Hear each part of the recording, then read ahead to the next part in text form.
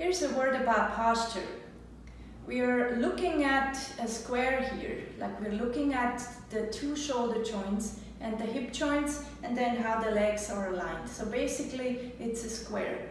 If we see that one shoulder is higher or the other, or one hip is higher, that changes and you can see the wrinkles I create. You can see how that makes more curvatures in the spine, or it creates more tension in your body from one side to the other. So we want to be aware of that. So it's not just the height of it, but also rotation.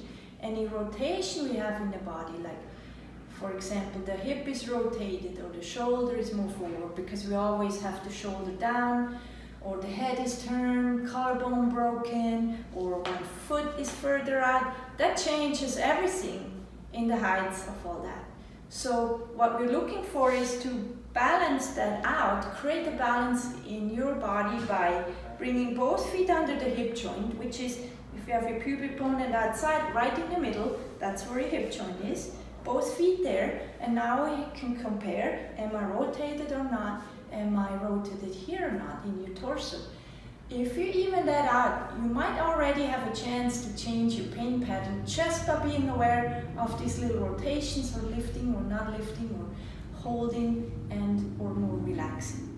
The other view will be the side view, but we start with finding our hip joint, which is critical.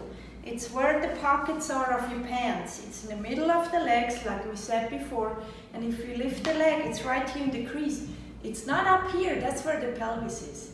So if you want to find the hip joint, the bony parts here in the front, drop your fingertips down, that creates a triangle. And that gives us a landmark for whether we are tilted backwards too much, which creates a lot of tension in the backside of the legs and a kind of a slouchy position, head forward, or if we go in the opposite, it creates more tension in your low back and it shifts your chest forward, or we do all kinds of combinations. That creates all the pressure on the spine and more tension.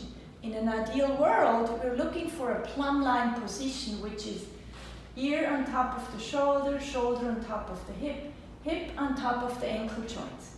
So we can find that by identifying your hip joint, and then from there, we want to make sure where is your chest on top. So if I find this neutral here, I can now check and breathe and relax, bring the ribs down, which is the second part of it, to orient where my chest is on top of the hip, and that gives you a good landmark to start working on your posture.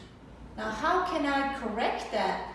The easiest way to find this is put one hand behind your back, it can be your low back, and the other hand on your chest. And now you start tucking your pelvis and feel, where do you have the least tension here in your low back? When you're rounding, it gets overstretched, that's tension. If you arch too much, that's tension. So find your middle here, where you're in the middle with the least tension under your hand, and then relax your knees. And then up here, bring your chest, your ribs down like we said. You don't want to be in front, you want to exhale, bring these ribs back. That gets you back in the plumb line.